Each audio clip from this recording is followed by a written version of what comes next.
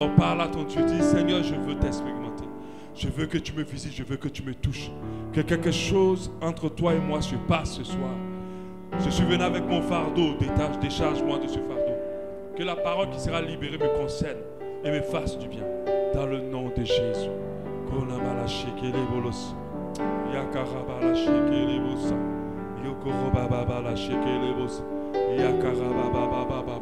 Yakarabala sekelebos. Yebelebele koma mama shekelebolos. Yakarabala shekelebolos sakarababa bolos. Yebelebele koma sakam. Alléluia. Tu vas garder une musique de fond, s'il te plaît. Nous allons nous asseoir dans sa présence. Alléluia. Que Dieu soit loué ce soir. Amen. Nous le bénissons parce qu'il est avec nous au nom de Jésus. Je bénis Dieu pour ta présence et je le remercie pour cette atmosphère. Alléluia. Avant de commencer mon message, je tiens à bénir le Seigneur pour vos vies. Je le tiens aussi à le bénir parce qu'il m'a permis d'être là et de vous trouver tous en bonne santé, en vie. Alléluia. Et je me remercie, il a pris le contrôle de mon voyage. Je sais que pendant que je suis ici, il garde ma femme et mes enfants. Alléluia. Je tiens aussi à bénir Dieu pour Jenny et Vivian. Alléluia. Pour les pasteurs assistants. Pour tout ce que Dieu a fait au travers d'eux. Pour leur loyauté et leur amour pour moi. Amen. Que Dieu les remplisse encore davantage de sa bonté, de sa grâce et de sa bénédiction. Alléluia. Amen. Et je bénis Dieu aussi pour toutes les personnes qui ont été utiles à cette assemblée. Ceux qui ont aidé. Que Dieu se souvienne de vous. Je bénis Dieu pour les chantres et pour tous les ouvriers. Et je bénis Dieu aussi pour ta vie. Pour toi qui as décidé de venir ici. Je crois que le Seigneur te donnera ce que tu es venu chercher. Alléluia. Il va le donner parce qu'une église, c'est un lieu où les personnes ordinaires sont transformées en héros. Alléluia. C'est l'endroit où Dieu change ta vie. Et c'est ça une église. Parce que la présence de Dieu ne peut pas laisser ta vie telle qu'elle est. Elle va opérer forcément quelque chose. À condition que tu sois disposé et que tu sois connecté à ce mouvement du Seigneur dans cet endroit. Il y a une grâce de Dieu, il y a un ange qui est dédié à cette église, comme quand on lit le livre d'Apocalypse, par l'ange de l'église d'Éphèse. Il y a un ange qui est dédié à cette église pour porter les sujets de prière, pour porter les requêtes. Et cet ange-là qui soulève tes requêtes vers le roi de gloire, afin que tu sois exaucé avant que cette année ne soit terminée. Au nom de Jésus. Alléluia. Je le crois fermement dans mon esprit. Aujourd'hui, en jeudi de victoire, j'ai demandé au Seigneur de quoi j'allais parler. J'ai voulu prendre un ancien message pour dire, mais j'ai dit non. Je veux parler de ce que Dieu m'enseigne actuellement.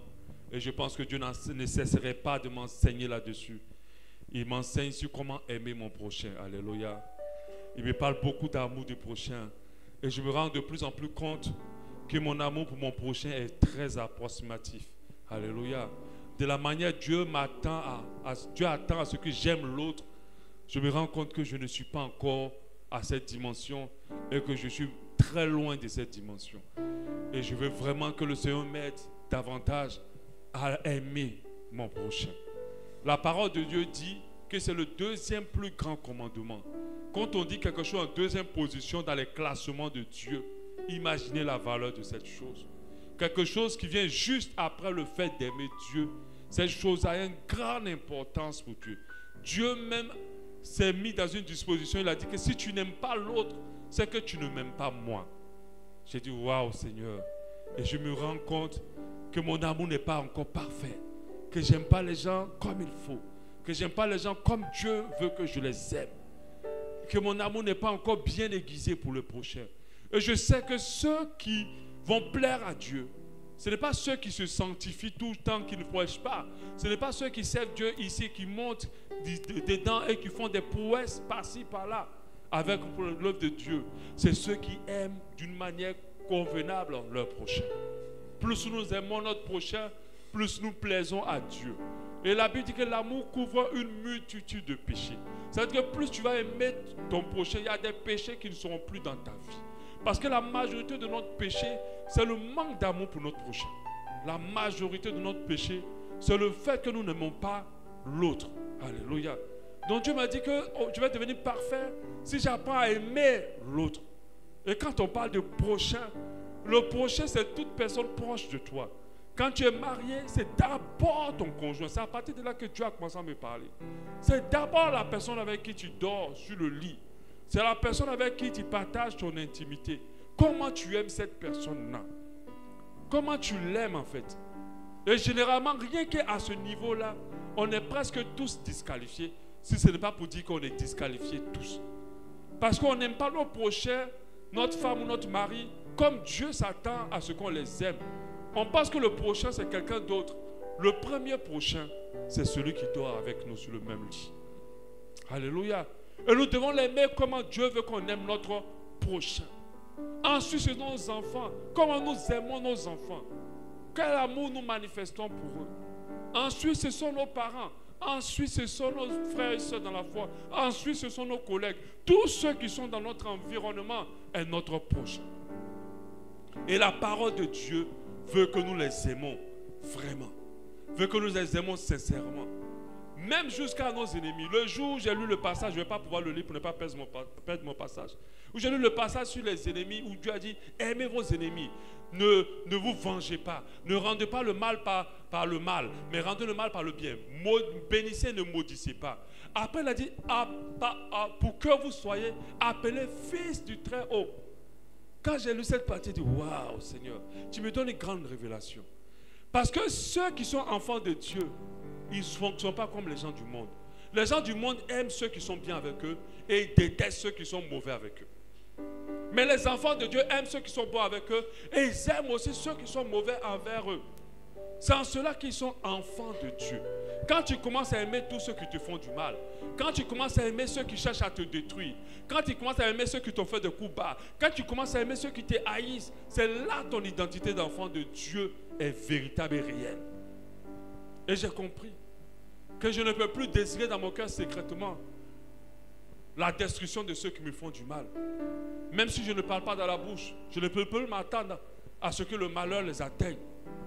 Le fait de les aimer, de prier pour eux et de pouvoir effacer leurs fautes fait que je suis enfant de Dieu. Parce que Jésus était à la croix.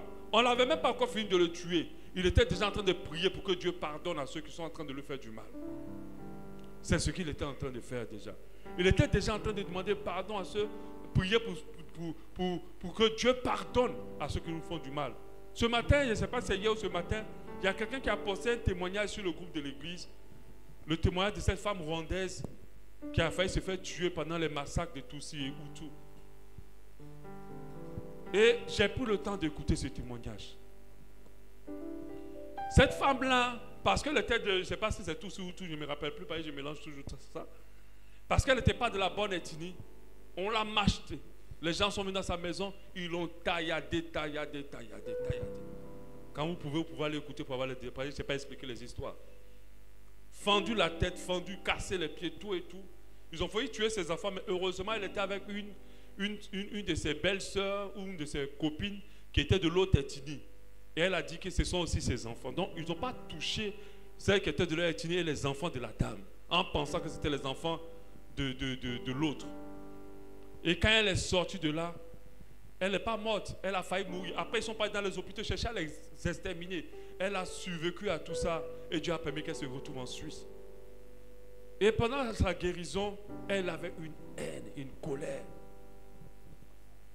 contre tous ceux qui l'ont fait. Même pour le Rwanda, elle haïssait son pays. Dieu a commencé à la guérir.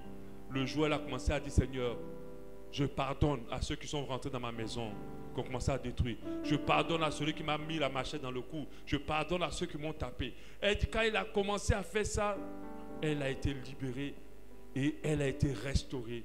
Et la joie de Dieu a commencé à déborder dans sa vie. Voilà ce qu'on appelle l'attitude d'un enfant de Dieu. Celui qui pardonne à ceux qui lui ont fait du mal. Je regarde et je dis à Dieu, j'aime pas encore les gens comme tu veux que je les aime. J'aime pas encore les gens. Tous les soirs, quand je rentre et que je me couche, je demande pardon encore à Dieu. Parce que j'ai dit telle chose, j'ai eu telle réaction, j'ai eu telle attitude par rapport à quelqu'un. Et j'ai vu que je n'ai pas eu cette attitude parce que je l'aimais. Mais j'ai eu cette attitude parce que je voulais peut-être me valoriser. Je voulais peut-être me lever davantage. Je voulais qu'on me regarde plus, qu'on me considère plus. Mais pas parce que je voulais le dire. Parfois, vous savez, nous aidons les gens pour nous. Est-ce que vous savez ça? Nous aidons les gens pour qu'ils disent du bien de nous. Des fois, notre gentillesse camoufle ou cache le fait qu'on puisse nous aimer. Mais Dieu n'a pas dit d'aimer notre prochain pour qu'on nous aime. Alléluia. Et je me repens tout le temps devant sa face. J'ai compris que l'amour est l'une des choses que Dieu nous demande de plus importantes. C'est grâce à l'amour que nous sommes chrétiens. Parce que Jean 3, 16 dit, car Dieu a aimé, a tant aimé le monde, qu'il a donné son Fils unique, afin que quiconque croit à cet amour qu'il a manifesté pour nous, ne périsse point, mais soit sauvé. L'amour est au-dessus de tout ce que nous devons rechercher dans notre relation avec Dieu. Parce que si tu cherches l'amour en priorité, toutes les autres choses seront ton partage. Nous sommes arrivés dans un monde où les gens sont de plus en plus méchants. Et malheureusement, cette méchanceté tend à nous rendre méchants aussi. Aujourd'hui, pour aider quelqu'un, tu réfléchis. Alléluia. Aujourd'hui, pour soutenir quelqu'un, tu réfléchis. Aujourd'hui, pour donner à manger ou de l'argent à quelqu'un, tu réfléchis. Tu ne veux plus le faire. Parce que toutes les fois où tu as essayé de le faire, surtout en grande majorité, les gens ont été ingrats. La Bible dit dans les derniers temps, les gens seront ingrats. Mais est-ce que cela doit nous changer? Non. Nous devons continuer à aimer. Ça fait mal de continuer à aimer malgré que tu sais qu'on peut te faire encore du mal. Mais ça fait de toi un enfant de Dieu. Ça fait de toi un fils de Dieu. Ne laisse pas les mauvaises expériences de ta vie t'empêcher de manifester l'amour de Dieu. Alléluia. Des fois, je m'assois comme ça et je dis non, non, non, moi c'est fini. Quand quelqu'un vient et commence à m'expliquer ses problèmes, j'écoute, je ferme les yeux, je ferme les oreilles. Parce que je dis, ça, tu vas rentrer dedans encore, ça va avoir des problèmes. Une des situations que j'évite au maximum, c'est les problèmes de couple. J'évite ça. Parce que toutes les fois où tu as voulu aider par amour, c'est retomber sur toi. Parfois ça marche, parfois non. Mais les gens souffrent. Et si tu n'as pas d'amour pour les âmes, tu ne peux pas les sortir de leur situation. C'est l'amour qui transforme. C'est l'amour qui change. Une onction sans amour, c'est de la magie. Ah oui. Quelqu'un qui manifeste l'onction sans amour, il entend des ouf ensorceler.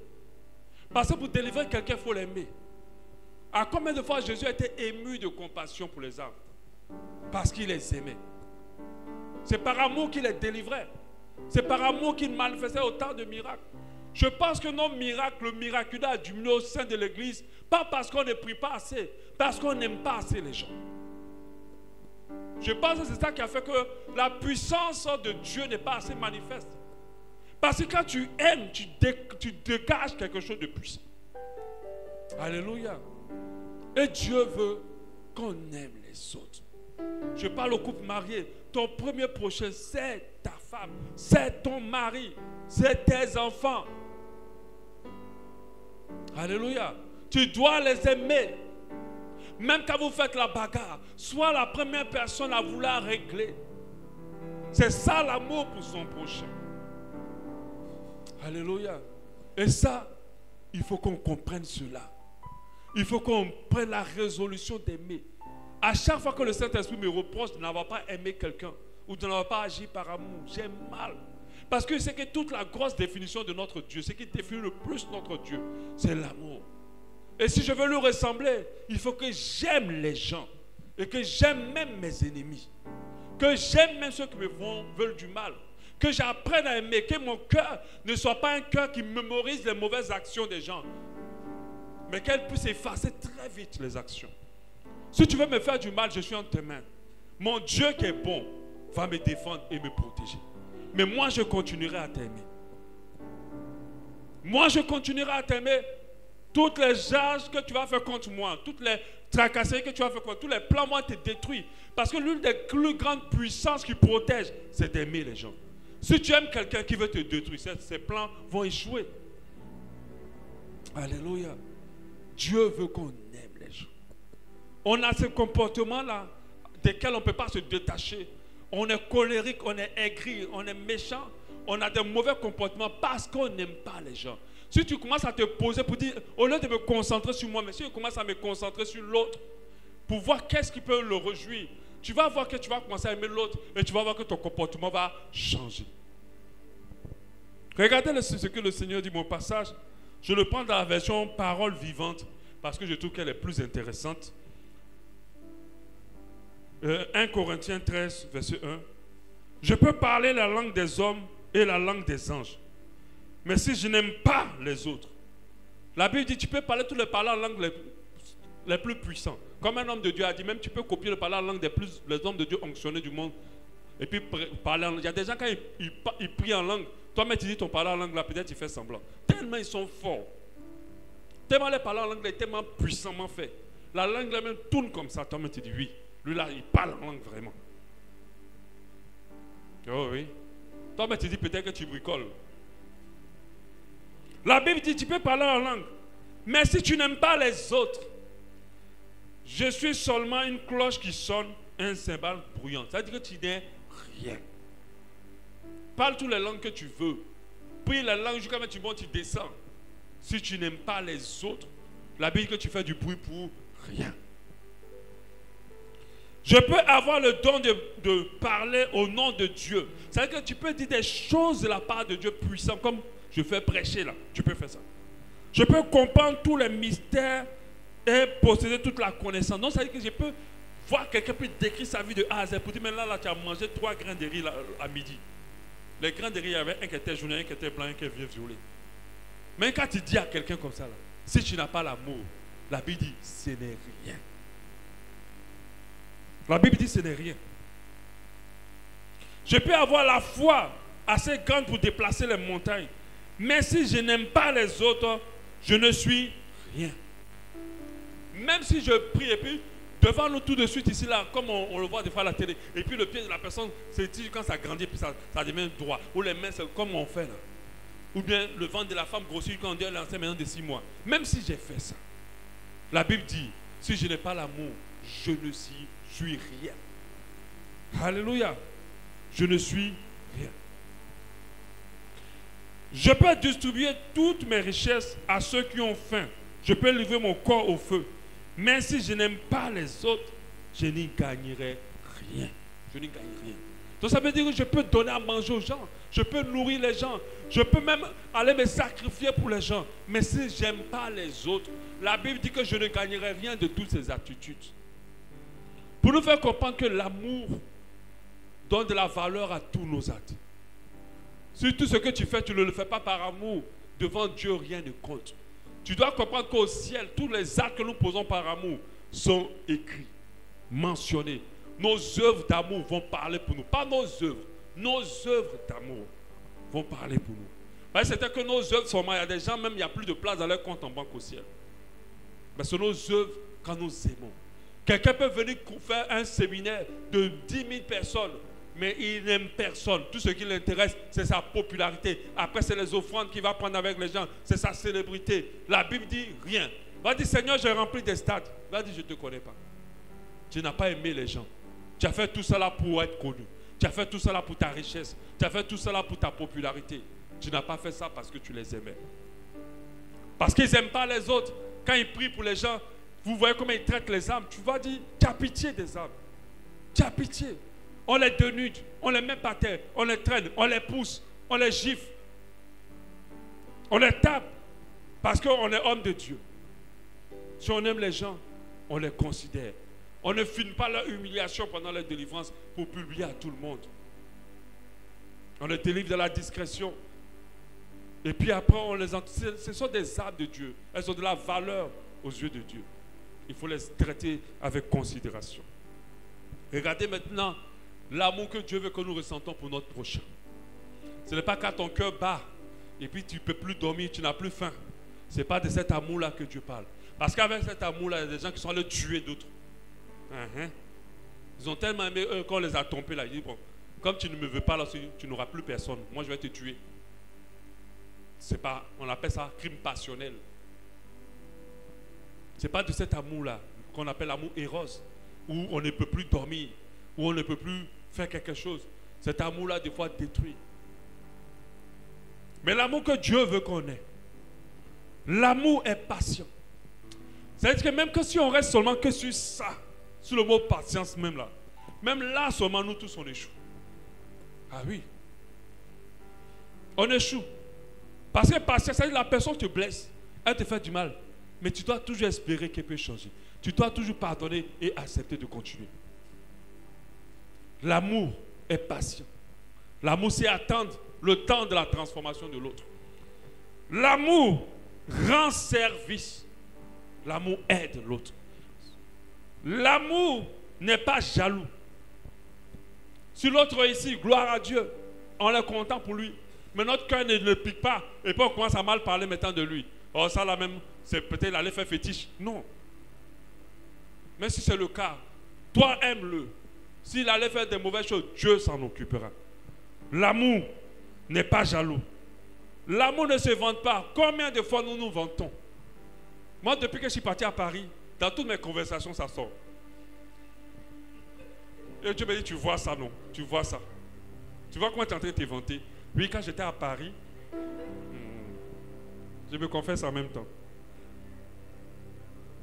Tu te vantes.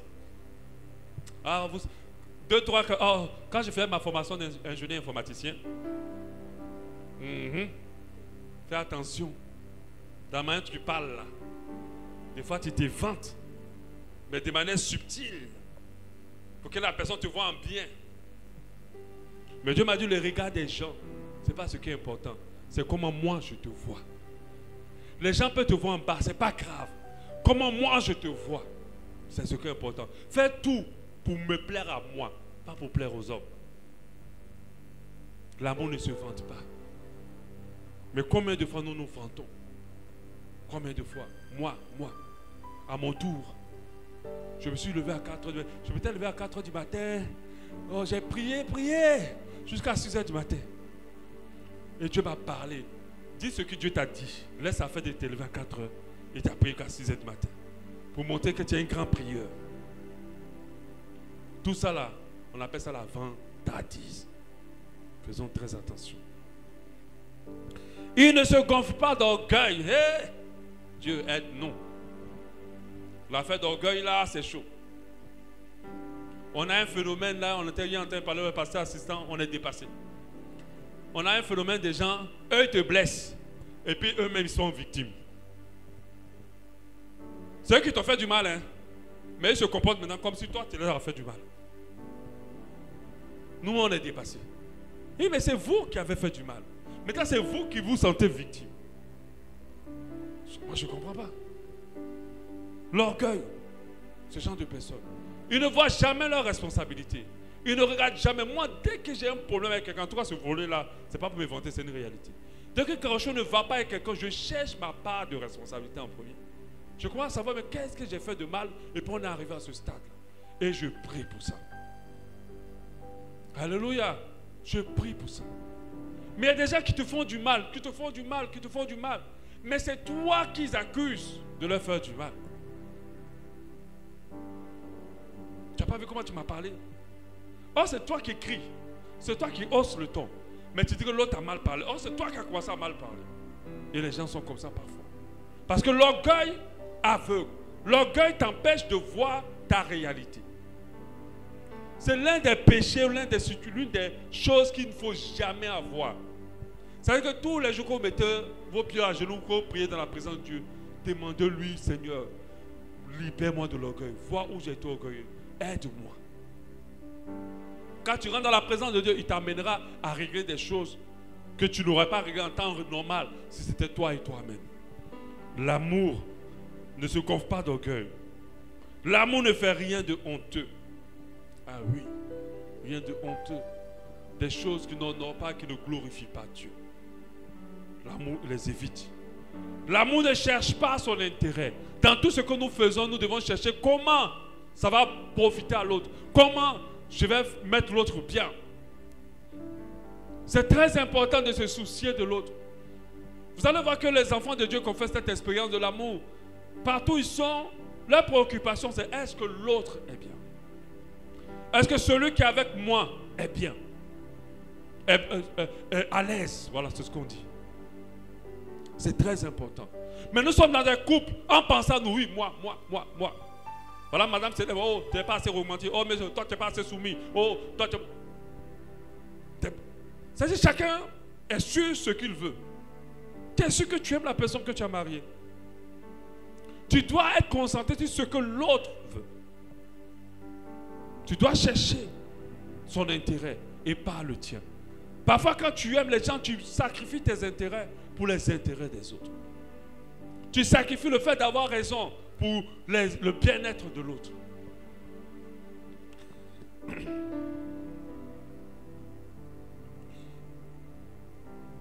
Il ne se met pas en colère. Quand je parle en colère, on peut se fâcher. Mais demeurer en colère, on n'aime pas notre prochain. Parce que la colère est entretenue par une pensée de condamnation ou par des pensées de condamnation. C'est-à-dire que si ton cœur est toujours fâché, c'est qu'il y a des pensées qui constamment passent dans ton esprit contre la personne. Alléluia. Et je veux te dire, sans prophétie, ces pensées ne sont pas du Saint-Esprit. Parce que l'Esprit de Dieu ne viendra pas te souligner les péchés ou les erreurs des gens. Il ne fera jamais ça. L'Esprit de Dieu ne va pas dire, tu as vu, non, de la manière qu'il s'est comporté là, c'est parce qu'il voulait t'humilier, c'est parce qu'il ne te considère pas, c'est parce qu'il ne t'a jamais accordé l'importance. En fait, mais il ne t'aime pas. L'Esprit de Dieu ne va jamais te dire ça. C'est une mauvaise personne. L'Esprit de Dieu ne va jamais te dire ça. C'est la chair qui va t'amener dedans. Et l'orgueil parfois. Voilà un passage qui me plaît bien. L'amour ne se souvient pas du mal. L'amour ne se souvient pas du mal qu'on lui a fait. Le mal qu'on t'a fait là, tu ne dois pas te souvenir de ça. Quand tu aimes les gens, tu dois les effacer. Tu ne te souviens pas de tout le mal qu'on t'a fait. Mais il y a des gens qui restent. Ils réfléchissent à comment on les a blessés, à comment on les a brisés, à ce qu'on les a fait. Ce n'est pas de l'amour, tu n'aimes pas les gens. Il ne se réjouit pas de l'injustice. Quand on fait du mal à quelqu'un de manière injuste, tu ne peux pas te réjouir. Mais il se réjouit de la vérité. L'amour n'aime pas le mensonge, l'amour aime la vérité. Et à la fin, il dit l'amour excuse tout. On n'a pas dit l'amour excuse beaucoup. La Bible n'a pas dit l'amour excuse beaucoup. La Bible dit l'amour excuse tout. Tout. Ça veut dire même quand on parle de divorce, c'est pas dit pour cause d'infidélité. Même ça, l'amour excuse ça. L'amour doit excuser ça. Alléluia. L'amour excuse tout. L'amour croit tout.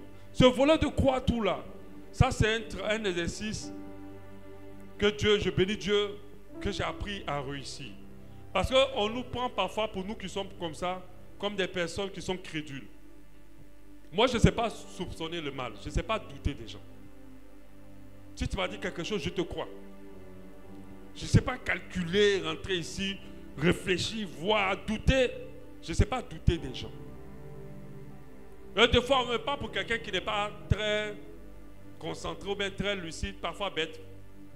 Mais en fait, c'est de l'amour. Parce que si je commence à soupçonner le mal sur toi, je me sens mal. C'est comme si je ne t'aime pas en fait. Quand je commence à penser que toi, tu es mauvais, je m'interdis ça. Parce que je me dis, si je me suis trompé, j'ai péché devant Dieu. Tu te lèves, tu ne vois pas tes 5 000. Oh, qui a pris mes 5 000? Qui a pris mes 5 000? Maintenant que tu es en train de faire ça là, tu es en train de regarder quelqu'un déjà. Tu es en train de regarder quelqu'un dans ton esprit là, tu as déjà mis quelqu'un dedans. Après, tu peux retrouver les 5 000. Mais tu as déjà péché. Et puis le fait même de penser que ce soit l'autre, tu as péché. Parce que si c'est lui, vraiment, Dieu va s'en occuper.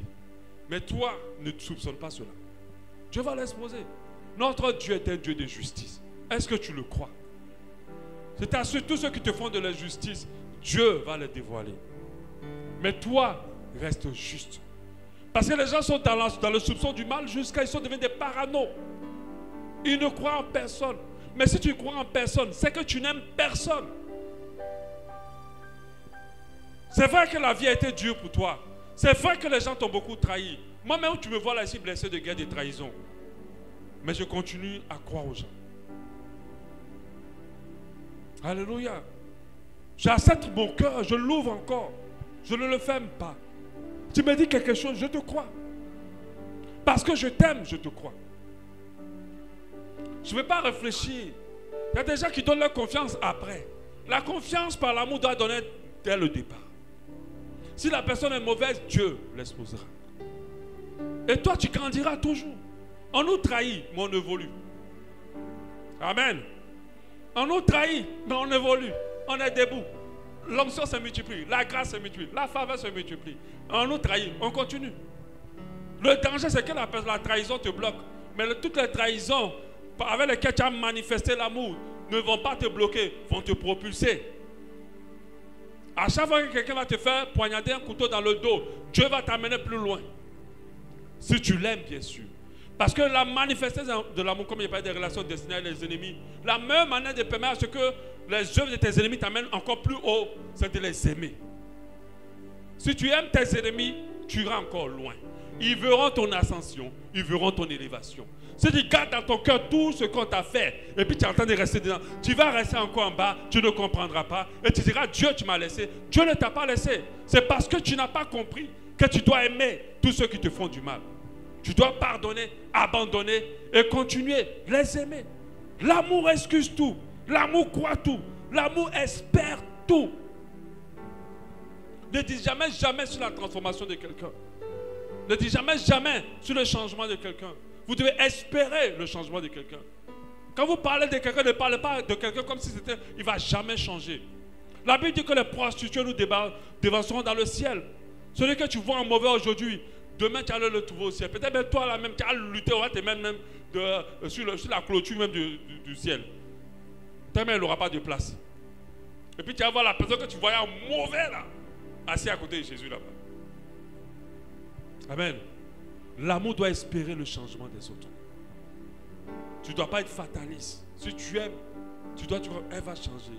On va continuer. Il va changer. Je pense qu'il peut changer. On va continuer. Alléluia.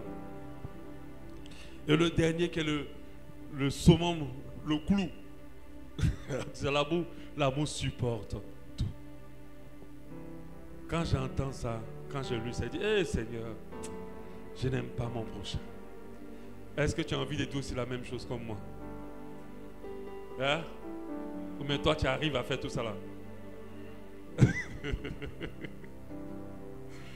Je dis, hé Seigneur, j'aime pas mon prochain. Parce que tu m'as tapé une fois, tu m'as tapé deux fois, troisième fois là, en tout cas ça a chauffé. Je ne supporte pas tout. Et même deux fois, mais tu le dis dans ta bouche. Ça là, sûrement, il ne peut pas supporter. Parce que j'ai trop supporté. C'est que tu n'aimes pas. Si tu n'aimes pas, tu n'es pas de Dieu. Un point, un trait.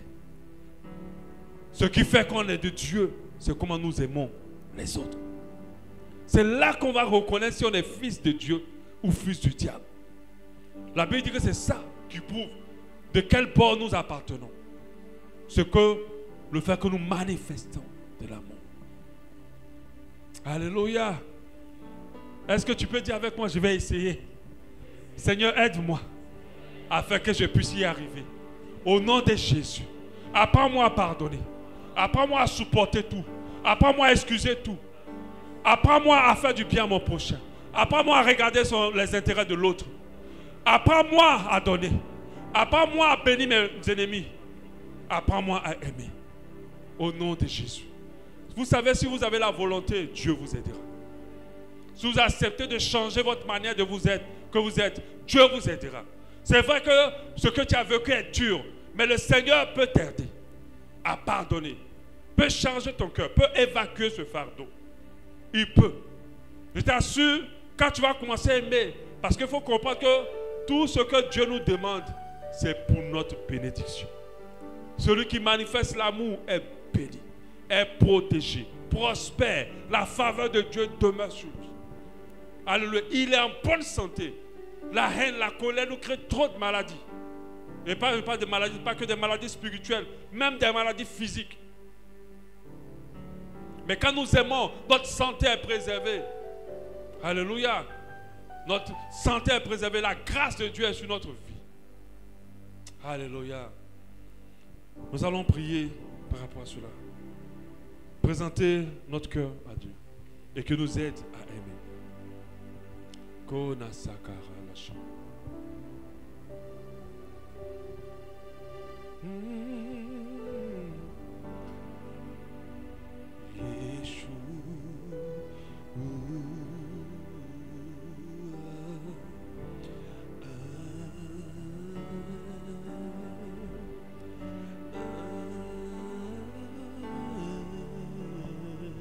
Parle à ton Dieu, parle à ton Dieu. Yeshua.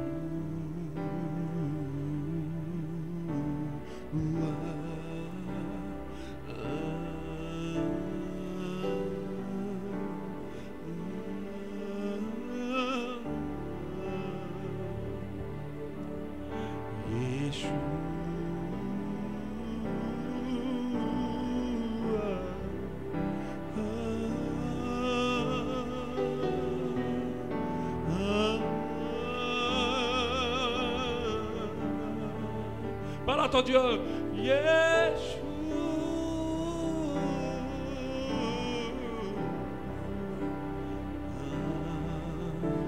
Yeshua. Yeshua.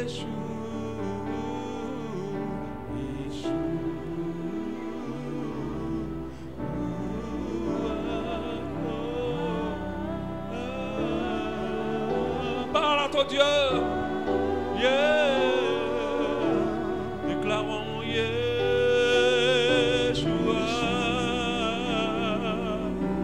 Yeah.